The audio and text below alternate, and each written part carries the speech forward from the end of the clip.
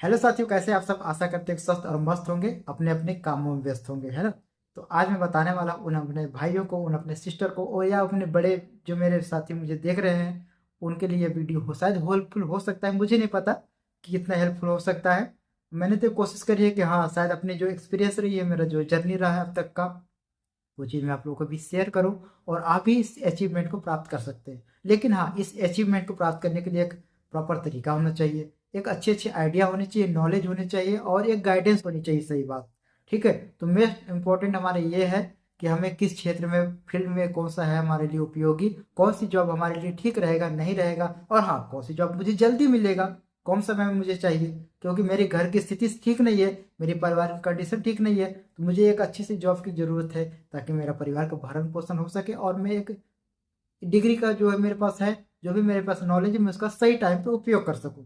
हालांकि आपके पास बहुत सारे एजुकेटेड व्यक्ति मिल जाएंगे, आपके पास इतने से अच्छे शिक्षित और अच्छे डिग्रीधारी मिल जाएंगे आपके आसपास, लेकिन देखो होंगे कि आज वो भी इधर उधर भटक रहे हैं, कि जॉब की तलाश में है, इतने सारे इतने समय से तैयारी कर रहे हैं कि आज तक उनको सफलता नहीं मिली है। तो कहीं ना कहीं उनके पीछे कुछ लॉजिक जो भी रहा हो, समझ में नहीं आया उनको, क्या है कंसेप्ट, क्या है पढ़ने का तरीका, क्या है।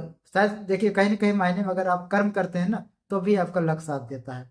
तो पूरी तरीके से आप लक पे डिपेंड नहीं करते हैं। हाँ, लक को आप बना सकते हैं अपने आप से, अगर कर्म करते हैं तो सही दिशा में, है ना। तो कर्म तो सभी करते हैं ना।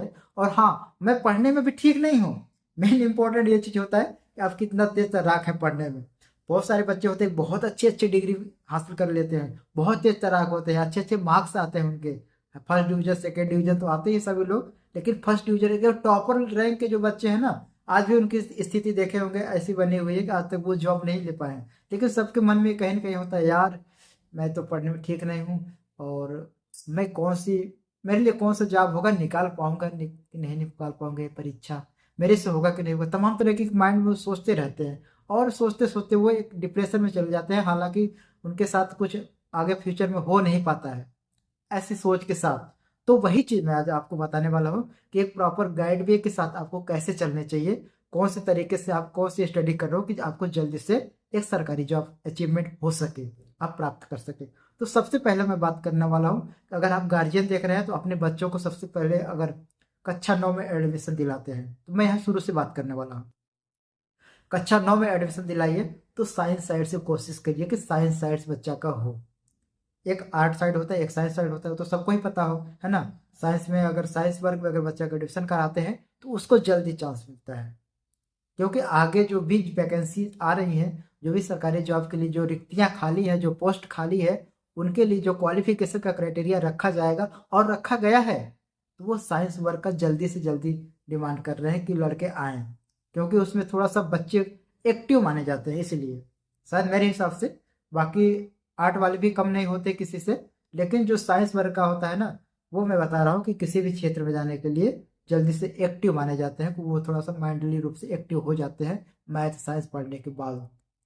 तो बच्चों का जो क्वालिफिकेशन हमारे स्टार्टिंग से होना चाहिए, नाइन्थ लेवल से, नाइन्थ स्टैंडर्ड में हम उनको साइंस साइड से एडमिशन कराएं।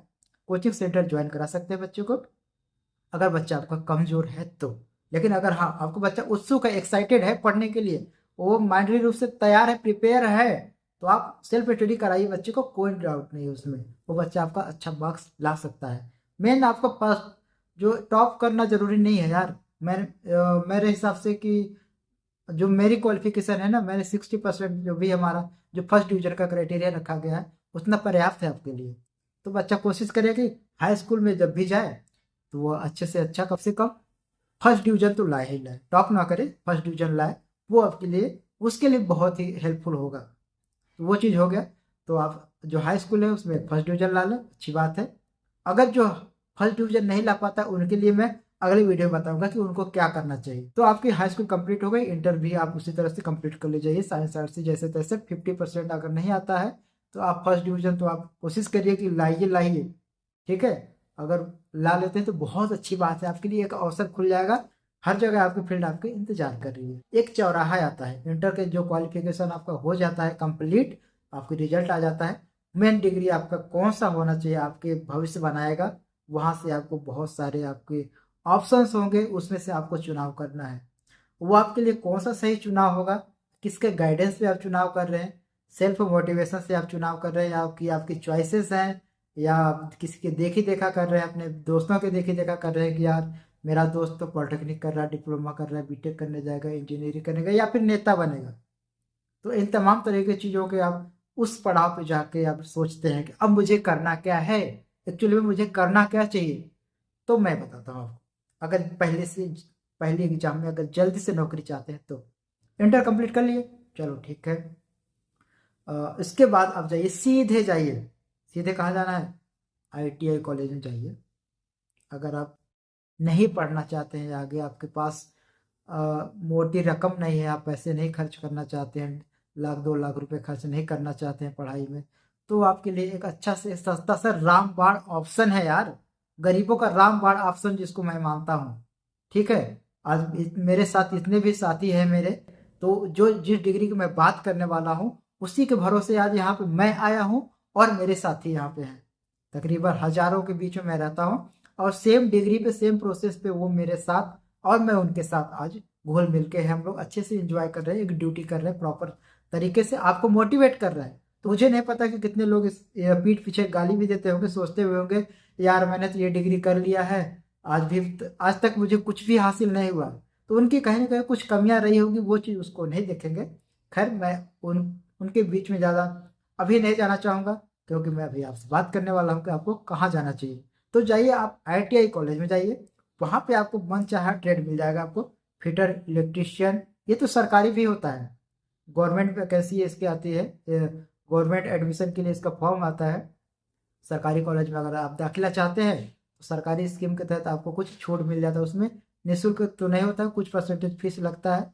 तो वहाँ पे आप अच्छे से इसका क्वालिफिकेशन का डिग्री जो भी होगा, आप मनचाहा डिग्री मनचाहा ट्रेड के हिसाब से आप डिग्री ले सकते हैं। लेकिन हाँ, अगर आप छूट चुके हैं, अब दिन निकल गया, समय निकल गया, वह अवसर निकल गया, तो आपको प्राइवेट सेक्टर जाना पड़ेगा, यानी कि प्राइवेट आईटीआई कॉलेज में चाहिए।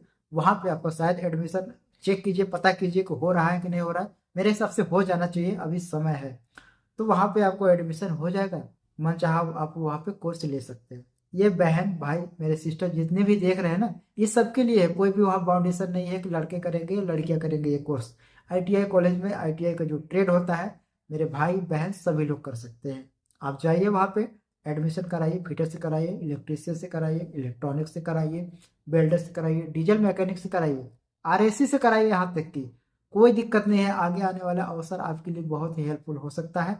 लेकिन जो मेरा मेन जो ट्रेड का फोकस रहेगा, मैं अपने ओपिनियन के हिसाब से बताऊंगा, तो इलेक्ट्रीशियन, फिटर, और तीसरा होगा हमारे लिए आरएसी और इलेक्ट्रॉनिक्स। ये 4 चीज़ें मैं आप लोगों के लिए प्रेफर करूंगा।